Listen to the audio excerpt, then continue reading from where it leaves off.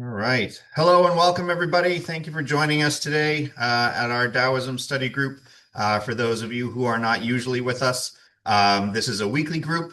We've been going through several of the classic Daoist texts, most recently finished the Liezi last week, and we're going to start our study of the Wenzi text next week. This week, however, we have special guest Stephen Watson with us. Stephen is a Daoist practitioner, martial arts teacher, teacher of philosophy. He is based in Connecticut. He and I got to meet each other last year at the Martial Summit in Keene, New Hampshire, and reconnected again this year. And Stephen is here today to give us a talk on some overarching Taoism concepts and see what we can glean from that. So thank you, Stephen, for being here, and take it away. Hey, hello everybody. I'm going to turn my screen so I can see the folks who have joined.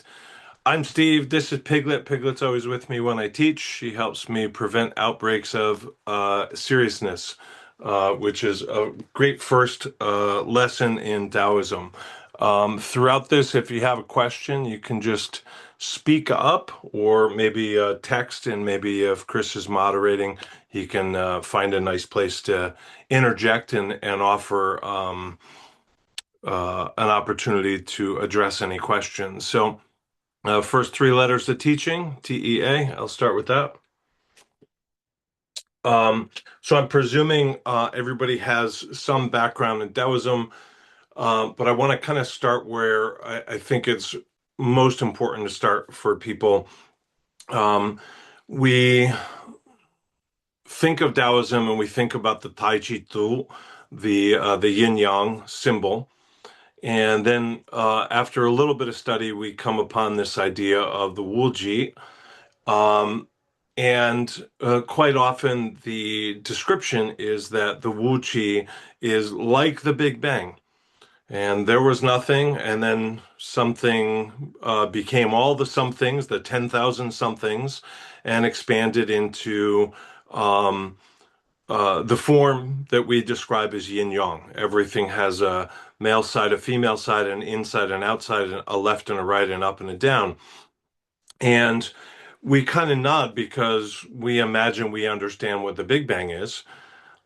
It's just a cosmic explosion, and I know what explosions are, but the physicists don't really understand what the Big Bang is, and it's certainly not as simple as that description is. And so I like to start the way Taoism starts, which is with a consideration of the data less, right? We don't have data before yin yang.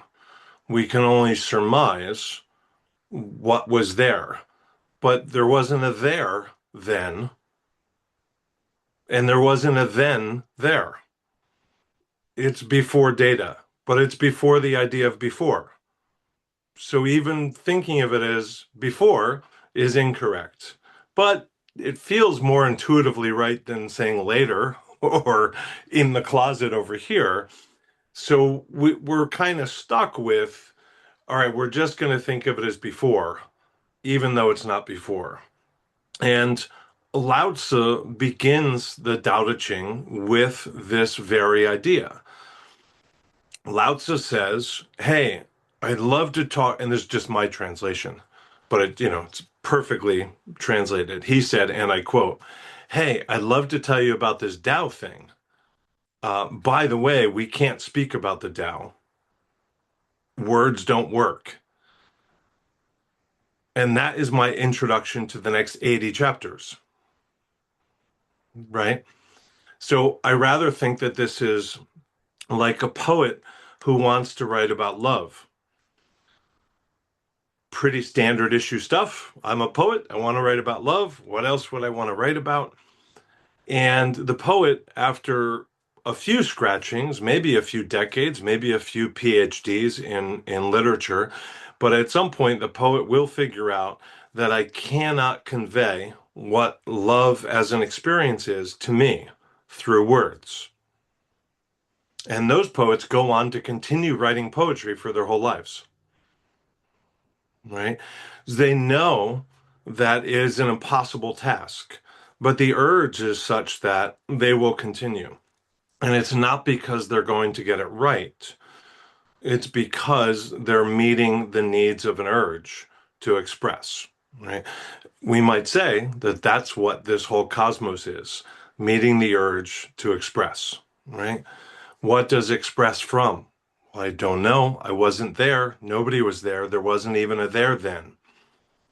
So we refer to this as Wuji. Wuji is translated as without. Wu is the character, and Ji is a limit, a boundary, an edge, an extreme, an end, right? In the same way that you might think of your property as, well, this is my property. Well, where does it go to? Well, it goes down to the creek and over to the fence and next to my neighbor's house. Like, that's all right. That's helpful for me to understand. So, Wu is without or not having or absence of. Ji, which is edge, boundary. Now, if you think about anything in the universe, I'm thinking of a snail, but you can think about whatever you want to think about. You cannot think about that thing without edges. Edges are necessary to things because otherwise you think a snail is made out of a polar bear, but it's a polar bear and a snail, and they're together. The edges define the thing. The poet might say the edges don't accurately define the thing, and there's some fuzzy area in there. That's fine. But Wuji is this idea of edgelessness, which you cannot imagine, but I'm pausing so you all try. Wuji is a state of edgelessness. We are not in a condition of edgelessness, so we can just imagine it. And wherever you imagine this state of edgelessness, we know it can't exist now because we know edges exist. And if edges exist, and I'm positing that, or Lao Tzu posits that there is an edgelessness, well, where is it? Well, I don't know. It's over the river and through the woods, whatever. It's around the corner. It's upstairs behind a locked door. I don't know. Wherever it is. But in order to approach the state of edgelessness, you must pass some final edge, the boundary of the boundaried. So the state of edgelessness cannot exist now. But the argument is that Wuji gave birth to Taiji, the first edge. It is, I'll see if I have I don't think I have a nice straight line here, but I will. It is said that, this would be great if I had a whiteboard, but it is said that the first time that the yin yang was described or etched was as a line, right? Those of you that read Chinese will recognize that that's the number one, right? In Roman numerals, it looks like this. For the Chinese, it looks like this. And the moment that this ink goes onto paper or etching goes into the dried bamboo or whatever it is, we have an area of the page that is not inked and an area that is inked. We immediately have Taiji. We immediately have two-ness. And there are edges, sometimes blurry, like this ink is bleeding, but sometimes less blurry. But for sure, we have an area without ink and an area with ink. We also have the left side and the right side. And we have above and below. We have dry paper and wet paper, right? And within this, we have the parts that I intentionally marked and the part where I overwent a little bit or let too much ink bleed out or lifted the brush too fast or too soon or whatever it might have been. So it's understood or argued perhaps that the first mark is Taiji. Right, before we get into drawing this cool symbol that we get to have on a Grateful Dead album, right? That's way more colorful and interesting, even though it's black and white. So just the line is an early way of describing Taiji. So the concern that I have, which I try really hard to keep to myself, is when people that practice arts that are derived from Taoism will talk about Wuji as a state that we can enter, right? Wuji is not a state that we can enter. If we can enter, there's a boundary to it, right? And if there's a boundary, it isn't Wuji. If we wanted to say, I'm going to be in a Wu Chi stance, or I'm going to be in my Wu Chi position, let's say at the start of a Tai Chi form, or maybe somebody doing San Suang will describe it as a Wu Chi or something. I think it's fine if it's understood that I'm reflecting on the idea of Wu Chi. I'm honoring the idea of Wu Chi. I'm remembering the lessons of Wu Chi. I'm maybe trying to imagine it, even though I was told I can't. That's fine. But I think quite often what happens is students of Tai Chi often will think that they've done Wu Chi because they're still, or they're empty, or they're quiet, or they're slow, or they're double weighted. And they think, well, that's what Wu Chi is. And I'd say it isn't Wu Chi. That might be a posture you guys call Wu Chi. Fine. Nope. You can call it anything. But you can't get into a Wu Chi state or place or mindset because if you can get into it, it isn't the thing you're trying to get into. The name that can be named is not the eternal name, right? So when we have this state of Wu Chi, it is a pluripotent state. It is a state that contains all other states. It is a state that has all possibilities and all times within it, including itself, right? But it can't really be described as containing something within it because Wu Chi doesn't have a within and it can't contain. So that's just the failing of the language, right? So it is all of the possibilities. So it's a little bit like I'm hungry. I have no idea what I'm going to eat for dinner. So I go into the grocery store. So I have all the possibilities. I still don't know what I'm going to eat, but all the possibilities are there. And I can make my selections, right? And you can bet if I get pasta, I'm going to pair it with sauce or cheese or something. And so once we have that initial mark, whatever the mark is, I don't have to draw a second mark to make a pair for the first thing, right? If I was writing numbers or words or a poem, I would have to write something else. I'd have to say Jack and Jill, peanut butter and jelly, yours and mine, up and down, because I need to have a word pair. But the moment the page is marked, we have two types of page. Before the page is marked, we don't have two types of page. We just have a page. It's not remarkable, it's not marked. But the moment I have it marked, I have the idea of a strong mark or a weak mark, a long mark or a short mark, right? A wet mark or a dry mark, a marked portion of the page, an unmarked portion of the page. And this is what we mean by yin yang.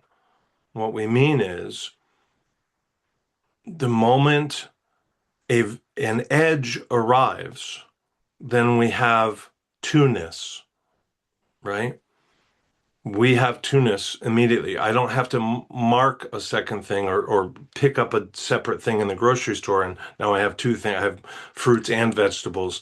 The moment I have one thing, I have everything that everything else has come into existence. So the way I think of this is that if the world formed, let's say today, so it's a brand new world, the first, morning shows up. And later in the day, it starts to rain. The moment it starts to rain, the idea of drought has occurred. We can't say that there has been a drought, but droughtiness now exists as a possibility. The moment before the rain, dryness does not exist as a possibility, even though you and I might describe that planet as dry, it's never rained. It's not understood as dry because there has been no rain. But the moment the rain starts to fall, before it even reaches the ground, the possibility of heavy rain, light rain, puddles, not puddles, dryness, drought, deluge, whatever, everything is possible. So we refer to this as like co-arising in the Tao Te Ching or in Taiji practices. We talk about it as mutual arising.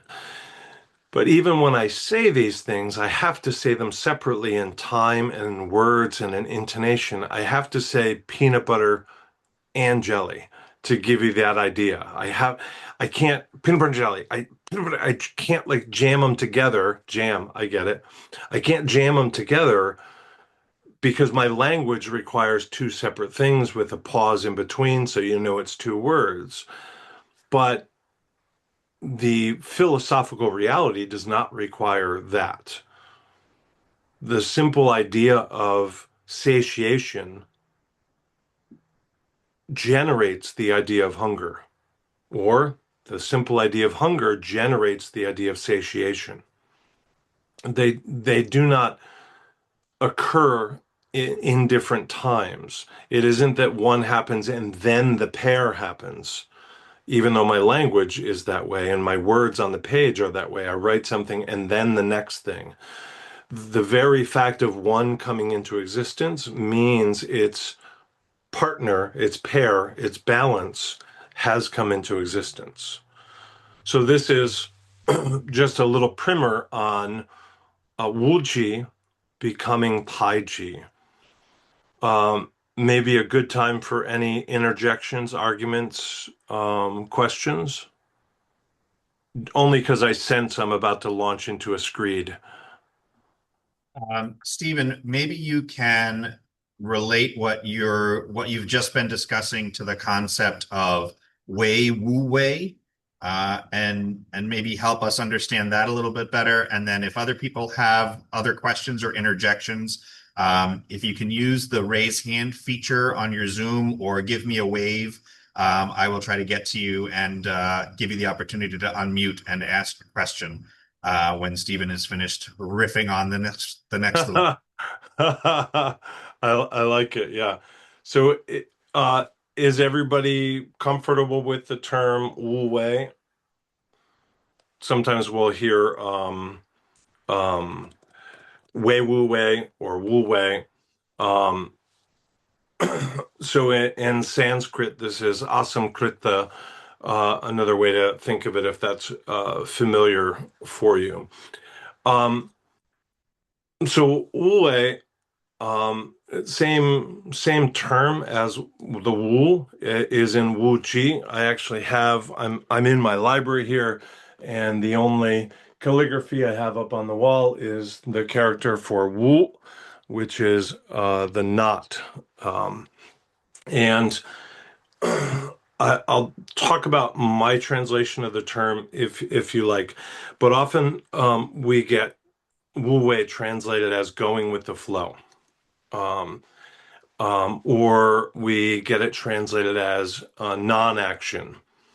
Does anybody else have a translation that they prefer or have grown comfortable with? And bear in mind, if you raise your hand, I'll tell you why you're wrong. But I'll do it delightfully. I'll be even cute. Stephen, I don't know that I would say I prefer it, but I would say we've had a lot of discussion around non-action or Hmm. doing, not doing. Those are certainly Right. translations that come up frequently in our group. Yeah, doing, not doing, doing, acting without effort, non-action. And that might segue nice into SanBao, which we were aiming to talk about later, because there's a way of looking at that that helps us understand that sort of non-doing thing. Here's my translation. I'll just start with that. Harmonious flow,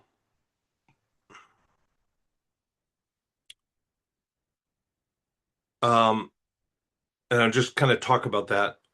Sometimes, maybe you guys have shared this dream. I'm late for work and I pause for a moment and I imagine that it is a desolate post-apocalyptic hellscape and holiday. And when I get into my car, there are no other cars on the road, and I arrive at work just delighted and at ease and on time. I'm sure that we've all shared this. And the reality is different. Then you might fantasize once you're in that real reality of there's a, it's clogged at exit 6, or maybe we should say exit 81. It's clogged at exit 81, and it's all backed up and there's construction. Then we might enjoy a separate visual, which is that we can bumper car our way through, or put sirens on our car, or turn into a helicopter and go right through, and inconvenience everybody else, but get to work on time. That's like our secondary, our backup fantasy. And my translation of Wu is harmonious flow. So the flow is the first way I described it, the post-apocalyptic hellscape, also known as Sun Tzu, um, and traveling in a way that I am at ease and get what I want. But that is not a story of everybody else on the road. In fact, I'm imagining nobody else is on the road. The second story is imagining everybody else is, in fact, everybody's on the road, but I have a siren and I have push bars on my car and it's a bumper car and I and I cut people off and I'm still fine, but everybody else is damaged or inconvenienced. And harmonious flow is seeking to align one's actions such that everybody flows, both in terms of where they're headed and how they interact. In other words, my concern is as much for you as for me. In fact, if there are 9,999 other cars on the road, then I am just a vanishingly small percent of all of my concerns. Most of my concerns are others, right? In fact, if there is more than one other car on the road, I am less than half of the concerns, right? That's a hard practice, right? Because the easy one is just, I wish nobody was here. I wish everybody didn't drive like an idiot. I wish I woke up earlier. I wish I didn't have to go to work right? Everybody has those imaginings, but that's not hard work. Wishing is easy work, right? The chief requirement of Taoism is Gong Fu, right? Kung Fu doesn't mean you have to pick up a sword and swing it around and put silks on and learn how to kick two people at once. You could do it that way, but it's really just applying yourself assiduously and sincerely to the work at hand. And some of that work at hand is reckoning with the difficult things, such as what do I understand a state of edgelessness to be? Right? That's a hard thing to do, and I can't access that intellectually. I just can't. I can't do that. But even now, you're trying, right? You're still going to try. If you're a poet, you're still going to write about love, and you're not going to do it well. And then you're going to wake up tomorrow and try it again. Because that's what you are. Um, so I'll read from my work in progress on my translation of important terms. The title of my translation of important terms is Me Arguing with Smart People. That's what my note title is. So I'm basically just taking everything I was told and saying, I'm going to fix this. Um, so Wu Wei, deliberate courses of action or actions intended to align frictionlessly with preceding circumstances while honoring one's own appropriate intentions. a whole lot easier to say non-contention, go with the flow. That's a whole lot easier. Um, so my translation, I said, is harmonious flow, but that's my second choice. My first choice is frictionless aliveness. Frictionless aliveness. And so to be alive is to have intentions and needs and urges and choices, right? Um, and so it isn't to be a rock and just sit there. It's to need to bend towards the light and to walk towards the water and to walk away from the rain and to move towards food and so forth. Uh, but how do I do this in a frictionless way, right? So if I just stayed home as a hermit, I wouldn't have any of those commuter problems that I suggested. But that's not really honoring my need to go get food or go pay my taxes or to go have a chat with a neighbor or whatever it might be. So how do I make this frictionless aliveness? My uh, wordy description is deliberate courses of actions intended to align frictionlessly. So intended to align frictionlessly doesn't mean I achieve it, right? With preceding circumstances. So I take the measure of the world before I decide to bull in a china shop my own intentions. What's already happening here? What are the conditions that already exist? Not just, I'm here and I want this, right? Like what is the temperature? What is the tone? What's already happening? Um, Deliberate courses of actions intended to align frictionlessly with preceding circumstances while honoring one's own appropriate intentions. Because we could definitely um, say, well, to avoid friction and tune into preceding circumstances, I can just be a hermit, right? But it's important to say I need to honor my own appropriate intentions. So appropriate is a word that's doing a lot of work in that sentence, right? You can't just look up what's appropriate. You have to look in to see what's appropriate. That gets back to the Kung Fu, right? Um, so quite often we have this idea of go with the flow, meaning hop in the river and get swept wherever the river goes. So you'll see this with Wei Wu Wei as a description quite often. The way that I often translate that in a shorter way, like on the fly in a class, is I'll describe it as swimming with the flow. Going with the flow takes my agency out. Swimming with the flow means I'm planning to swim for exercise to cross to the other side of the river, to whatever, to get my phone that fell in the river, probably most likely.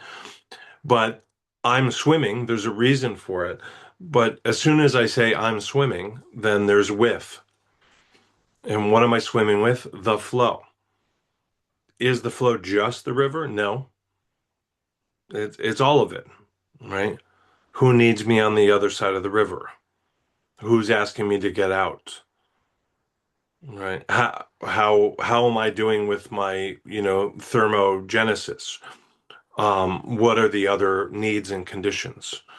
And this requires, and you might not be surprised to hear that if you study Tai Chi, but every element of this requires listening skill, right? So much of what Taoism invites us to practice in this existence is the skill of listening. So much of what we do is listening.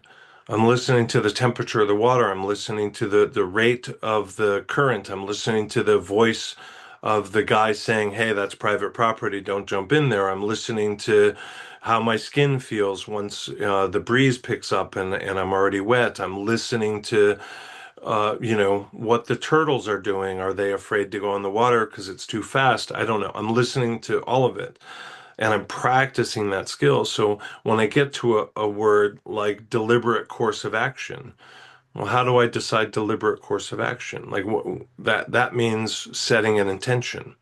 That requires a survey of the experience, the context.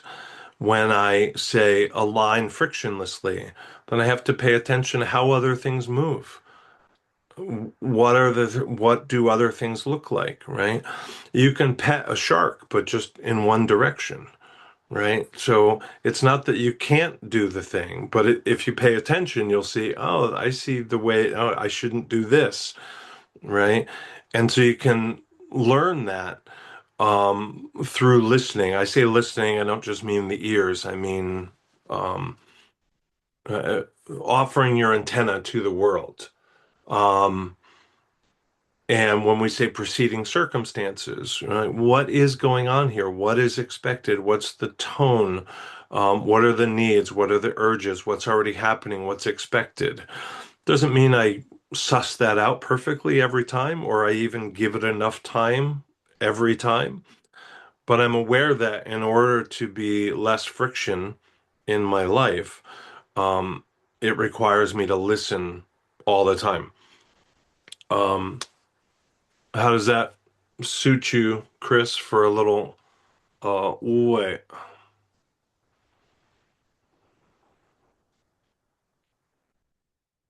That was great. Thank you. I appreciate it. So Uh, I'll come back to the yin yang for a moment, if is that all right? Since we talked about Wuji. yeah, absolutely. And I haven't seen any other hands go up. I'm not seeing anybody waving. So if there's no other questions, I think flowing right into SanBao is a perfect. Okay, great. So let's just we'll talk about yin yang for a minute, or I'll talk about yin yang, I suppose. Um, here's the way I like to teach it. Um, um,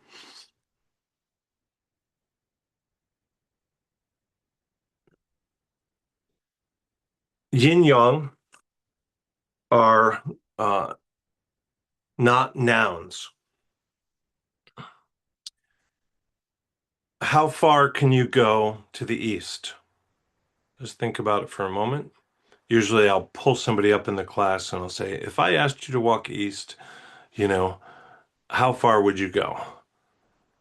And I'll pick somebody else up and I'll say, if I asked you to walk over there, then they will walk over there and then they'll stop and they'll pause. They'll look at me and they'll go, what do you want? Do you want me to go somewhere else? Did you want me to pick something up when I'm here? There's probably a reason. But if I sent you east just to pick a direction, there's no point at which you stop and say, what did you want me to do? Because there's no end to east. In fact, you'd come back from my west at some point, right? So if I say go over there, that's a place, that's a noun. But if I say east, it's an adjective. Everything has an east. It's east from anywhere is over there. And there's no end to it. So what is yin? What is yang? We often think, well, if I get to the state of yin or get to the state of yang, now I'm that thing. But there's no such thing as that. Yin and yang are descriptions, adjectives, not nouns. They always will only be adjectives. And so if we think about what makes something yin, it's just that it's being compared to something else that in this moment we think of as yang. It isn't intrinsically yin, right? So I there my phone is doing a weird thing. I didn't know if it was coming across on the screen and I didn't know which button to press. Thank you. So what makes something yin, what something makes something yang? It's only that we're comparing it to something that we've described a different way, right? So, um, the way my teacher taught this is he held up. I guess I could probably do it. Yeah, this should kind of work. He said, uh, which is small and which is big, and everybody said, well, this is big. And then he did this, and then he said, did you say that's big? And this, of course, hasn't changed. It's just this. But in this context, I refer to it as big. And in this context, I refer to it as small. But the small and the big do not accurately describe it. They only describe who's describing it, right? So if I say, that looks like an expensive car, you just know that I'm a Tai Chi teacher, so I don't have any money. Like, of course, he thought that 1971 Ford Pinto is expensive, but I haven't described the car. I've just described I don't make a lot of money because I teach Tai Chi, right? Whereas, of course, if I found somebody who was, subsistence farmer in Uganda, they would describe that as an expensive car. Sure. But somebody else, of course, who has three Mercedes or something, would not describe it as an expensive car. The price of the car hasn't changed. So yin yang are always adjectives. They always seek to describe something, but they always fail to describe something. They only describe the describer, right? Necessarily. But we think that we're applying a label to something, and in fact, we only describe it as ourselves or our relationship to it. So, where we have this idea of Wuji becoming Taiji, and Tai Chi, or the Tai Chi 2, that Tai Chi archetype, that diagram that we're familiar with, um, is itself um, not a place that you can be, a position you can get into. It's all relativistic, right? So everything that we do, like in Tai Chi practice or something, where we'll think this is a yin thing, it's always just, well, what are you comparing it to? I mean, it's totally reasonable to think of it as yin, but what's the context? And maybe in the teacher's context or in the context of the form or the sequence or the choreography, it's yin. That's totally reasonable. But it isn't actually yin. I need a point of comparison, right?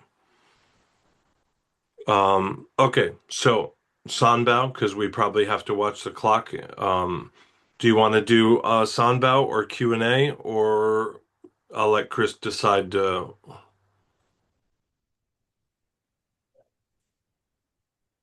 My vote would be to go ahead and do a discussion of SanBao, and you're right, we do need to wrap up right at about 5:15, but that gives you about 20 Okay, minutes. So 20 minutes for three treasures, we should be able to make it. 7 minutes each. Okay, so SanBao is often translated as three treasures, three jewels. San is three, san in Chinese. And Bao is variously translated as something of great value. So treasures works nice. Sometimes you'll hear it differently. What's important, I think, to understand is that in Taoism, which can be understood philosophically and religiously, so it's helpful to get some clarity there. It can be understood a couple different ways. In Buddhism, Sanbao means a different thing. In Taiji Chuan, Sanbao means a different thing. Um, and in fact, we also have what's called the Sansai, which is the three treasures or three talents or three gifts or abilities, as another way to think of it. So often the same term, Sanbao, gets kind of shuffled between Buddhism and Taoism, or philosophical Taoism and Tai Chi or something. And people think that they're sharing an understanding, but they're just sharing a term. So it helps to kind of ground it in what are we talking about here when we say Sanbao?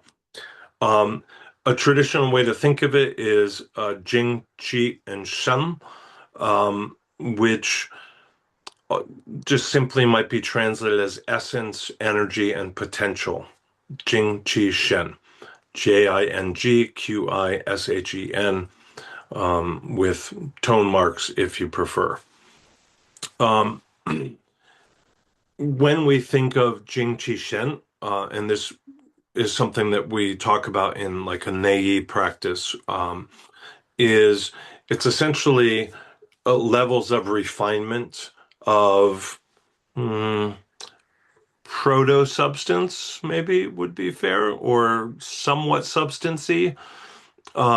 So we start with something that might be substance, and it slowly refines through practice, the Kung Fu, into something that is less and less substantive, or what's referred to as shu and shi in Chinese. So we have this process of move from mountain to cloud, or move from apparent to subtle, move from solid to ephemeral, move from mountain to cloud. In Buddhism, we can talk about SanBao as the teacher, the teachings, and the school or the family. And you need all three legs to stand on. When I teach calligraphy, the first Chinese term that I teach is a term that refers to a three-legged altar structure. I wonder if I have one on this altar. I don't think so. And it's this idea that the minimum that you need is three legs to stand on, even though most things we see are four. And it gives us this idea that this practice can be done because there is a teacher. The Buddha said, "Hey, check me out," right? And but that's not enough. You need the teachings. And people would think, well, we have a teacher and they have teachings. I'm going to write them all down and go to class, and now I got it. But that it doesn't stand up that way. You need the Sangha in Buddhism. You need the school. So the three of them together, the SanBao, are the teacher, the teachings, and the community, the school, and that's what is ultimately dependent. Um, what every student depends on is all three, and neither of them have a primacy of importance. Um, in in in Taoism, we have in chapter 67 of the Tao Te Ching, we talk about the three precious qualities that we want to cultivate and hold on to. Um, like Stephen Mitchell describes them as patience, simplicity, and compassion. So those are a relatively common way in the West to understand Sanbao: patience, simplicity, and compassion. I, of course, would prefer to argue with that particular choice, but it's reasonably sufficient for most people. I prefer equanimity, essentiality, and solicitude. But again, those don't roll off the tongue. They're just more accurate. Um, so equanimity, essentiality, solicitude. Um, in Taoism, we could have them described as ci, or compassion, kindness, love, as one of the legs. The other is jian, or frugality, or temperance, or simplicity, moderation might be a good way to describe that. Um, and then there's this idea of not daring to be the first in the world, or humility or yielding. People that do Tai Chi might find they like that translation because it has yielding in it, and they're all excited about yielding in Tai Chi. Usually in Tai Chi, people are excited about the idea of yielding while they practice not yielding. So they love the idea and the T-shirt, but maybe not the practice of it. Um, and so in Taoism, we have this idea of not daring to be the first in the world, or humility or yielding, or Bu Gan Wei Tian Xia Xian, which is a whole lot more encumbering than my solicitude, and equanimity and so forth. Uh, so what I think is really important when we think about, I'll just use the common patience, simplicity, compassion. Um, these should be reflected in every action and every non-action, right? Um, with a Taoist. And the idea is not to do the one that you find easy or have an affinity for or you feel skilled at. It's to do all of them at the same time, all the time. And these are not passed on in the sense of like an ethical obligation or a moral, sternly moral kind of religious kind of lesson. They're really just, hey, that frictionless thing we talked about? Here's kind of the whole point, right? You know that listening to the world, this is kind of the way to do it, right? Um, if we think about Taoism as a whole, philosophical Taoism is generally what I mean when I'm talking Taoism. Maybe I should have started with that. Um, we we can understand it as a proto scientific process.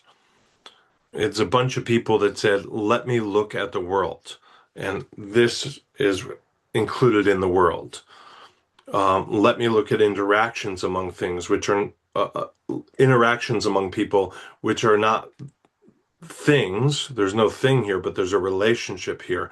And let me perceive everything in the world, right? The beaver, the cumulus cloud, the spider monkey, whatever it is. And what they saw is that everything has two sides, and no thing exists without its other side, right? The yin and the yang. And um, it's that sort of proto-scientific um, method of kind of describing here's how I've seen the world. And I don't want to have my actions or non-actions interfere with that flow, with that um, uh, manner of the world. And yet I also still want to have my actions join the world, right? I still want to do things, create things, go places, see things, talk to people, build things, whatever it is. And so, how do I continue to listen to the world, that tingjin, that cultivated skill of listening, and determine appropriate actions and maintain a sense of patience, a sense of simplicity, a sense of compassion, right? Um, when we think about patience, simplicity, and compassion, none of those lean on the idea of ego, right? Patience is not really a practice that I'm doing of absent consideration of others, right? Simplicity is not absent consideration of others. Compassion, of course, is not absent consideration of others. So subtly, the whole argument of SanBao is not ego first, right? Uh, in the teachings of Taoism, there is no figure that says I, anything, right? It's just, hey, what we seem to see. And have you noticed that's what it is? There's no grand teacher sitting up on a throne saying, I also demand that you always this, and I also demand that you never that. It's just saying, huh, what's weird? Seems like for every cloud, there's blue sky too. Hmm. Yeah, that's what Taoism is. Um, so um, that idea of not daring to be the first in the world or humility, right? Not trying to stand out, is a less well-known way of understanding the Sanbao, that Zijian Bugan Wei Tian Sha Um, I could share those terms, for the work group or something at some point if somebody wants. Um, But you can look in chapter 67 too to see that a little bit more clearly of the Tao Te Ching.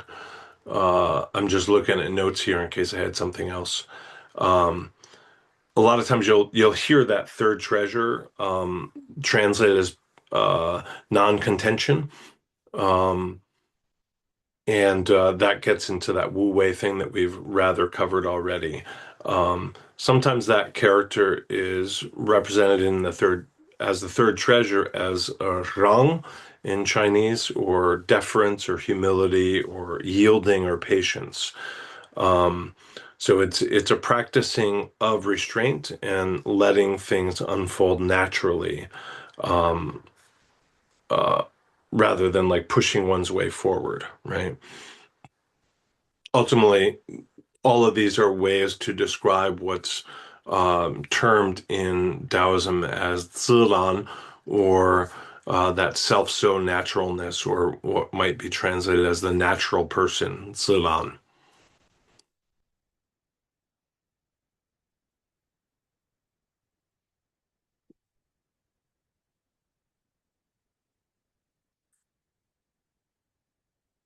Shall we throw it open to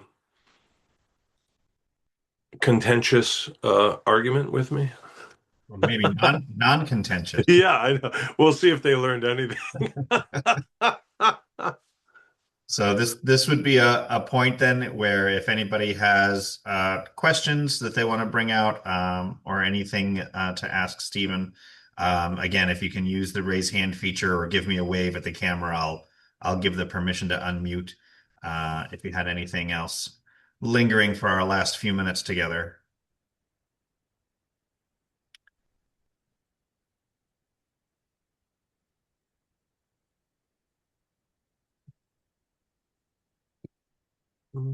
Well, it must have been a good lecture, Stephen, because no one has any questions. I love it. Okay, hang on. I think we've got one here in studio. Yeah. Yay.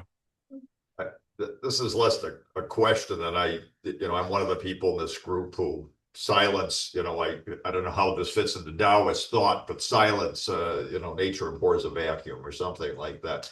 One of Yep. the things well, or at least I've struggled with, knowing now that there's no I shouldn't phrase it that way, I suppose. This person has struggled with is in our Western culture, this non-doing, undoing, not, non-action, is a struggle because the way we're raised and acculturated, the instinct is to, if nothing else, try to make the world better or make better connections with other people. And I'm not, so I struggle a little bit with this notion of of not doing, and because it seems very passive to me in a way that isn't Yeah. helpful in my understanding. I'll stop there. No, that's great. Often the translations of Wu Wei are translated as very passive. Jump in the river and see where it floats you. And the river did it, you didn't do anything. And it's not actually a passive term. That's why I translate it in a simple way as swimming with the flow. So we're marrying the idea of some action, some intent, some work, some kung fu with the flow of what's already happening. Um, if we think like non-contention or non-action, I think is how you're describing it. Um, and you say, okay, I think there's something to this non-action. I'm going to shut up. I'm not going to go to the protest. I'm not going to raise money. I'm not going to vote. I'm not going to get in this political argument, that sort of thing. Well, that's an action too, right? The decision not to is itself an action. So you can't escape the world of action because we're past Wuji. We are in a world of action. The trick is, how do you make your actions less friction, right? Especially unintentionally friction filled, right? So in a simple way, you can say, do I wait my turn to ask my question? Do I say excuse me? Do I say thank you? Do I have a polite tone of voice? Do I have body languages that suggest that I'm patient and kind, but I also have something I'd like to say? Do I have a sing-song voice when I bring up something difficult or whatever? So there's a lot of different ways that you can apply yourself, but I don't think that the records of the Tao are arguing for non-action. They're arguing for wise action, which is to say action that is in accord with what's already happening. But once you're in the flow, you can begin to subtly redirect it. Maybe not wholesale redirect the river, but subtle redirection. So some small influence can be had, right? So for example, if um, you're the passenger in a car and the car is like just a little bit drifting, maybe it's like a teenager that's driving you and it's just drifting a little bit. If you wait until they're halfway in the other lane and then you shout and you swear and you yank the wheel and you say I'm going to ground you or something like that, that's pretty harsh. That's quite frictiony. If early on you had said, hey, we're starting to drift, but you find a nice, kind, and generous and gentle way to do it, you can start to steer them earlier without friction, right? And so the wise course is how early can you make a small change that's softer and better received than the late change where you kind of yank the wheel and you call them an idiot and you scare everybody else that's in the next lane and so forth. That make a little bit of sense? That's how, especially pointing out that virtually choosing not to do something is still a choice, is form of action, which It for sure is. And when you mentioned at the beginning of that, you mentioned silence. I want clarity there if you're thinking of silence as a verb or a state, like a noun, because that's two different very big things, right?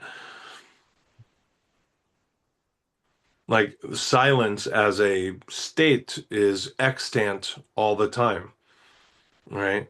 So to the extent that we can not interfere with it, we can bring the subtle into some into our awareness, but we don't create silence, right? It's just there. Nobody notices the uh, the blank sheet of paper, right? It's just a blank sheet of paper. They'll notice this, like, oh, he has something printed. What is it? But nobody noticed this. But if I put this in a frame and put it on my wall, everybody will notice it. Like, oh, is this a modern art thing? What's going on? Right? There must be he's a Taoist. There must be a cool lesson there.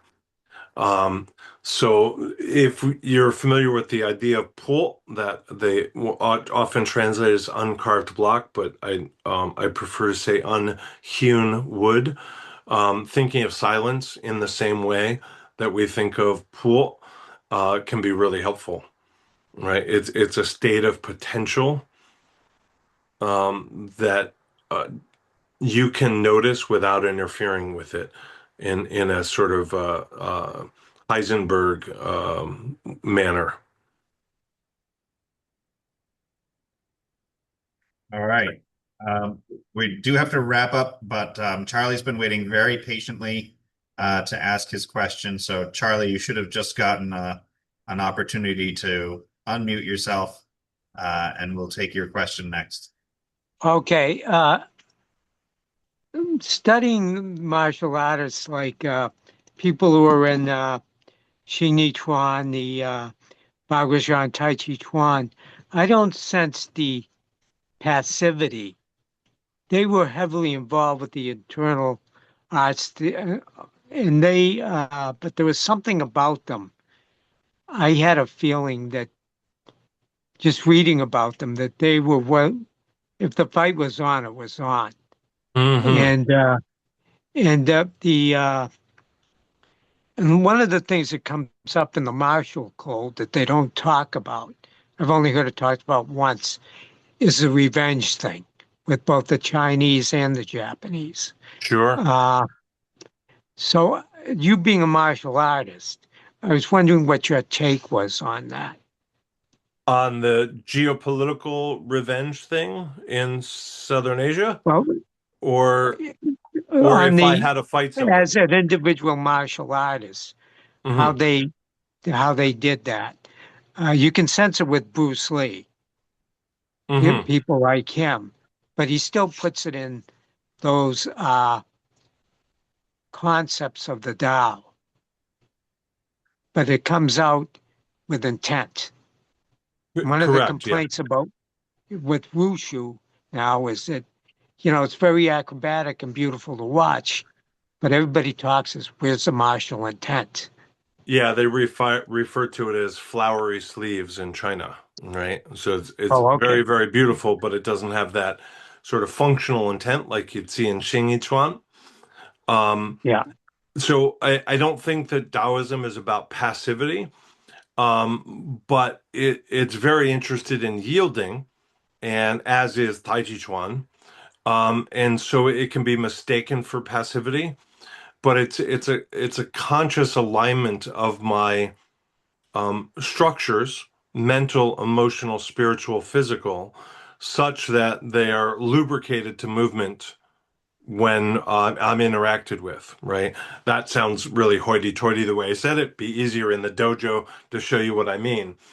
But I often tell my students, like, working with one another, like we're working on some martial application of something or other.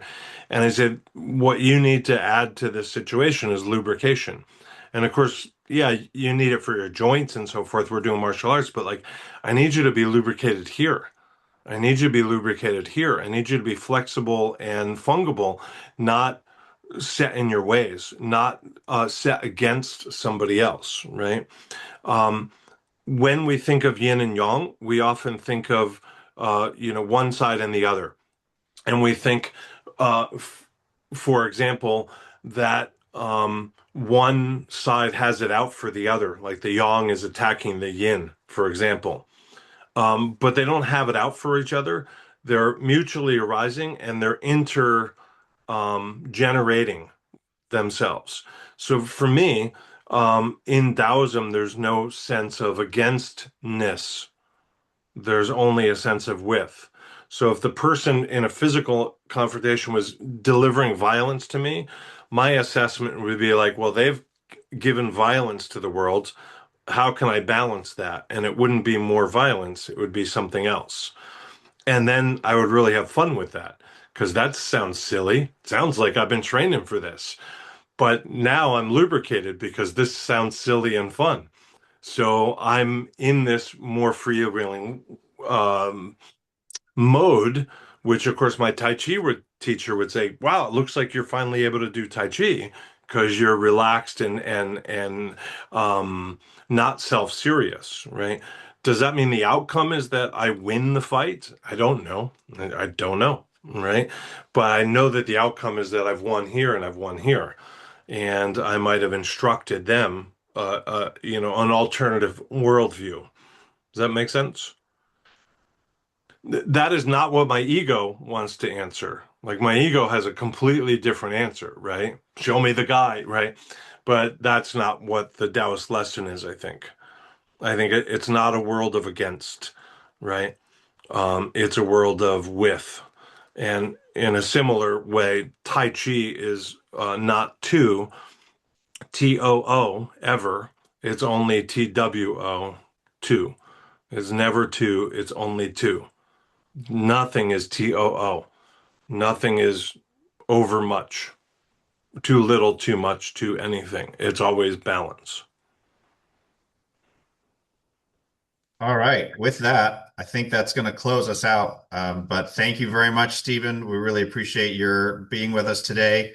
As I said at the beginning, anyone who's not a regular participant in this group, we're here every week, and we are starting our discussion of the text known as the Wensa next time. So if you feel like listening in on that one and jumping in, please feel free. You can use the same link that you used to be with us here today. If you want to find more out about Stephen. Is it somedayfarm.org? Yep. I just put in my email in the chat if that helps. Okay, If we'll you send if you that don't out. end if you don't end the meeting, I'll type in the email, the web page and put it in the chat too. So that's there now.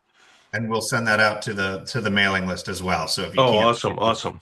we'll make sure everyone can get to that. But thank you again for being here. We greatly appreciate it. Thank you so much. And we look forward to talking to you again sometime.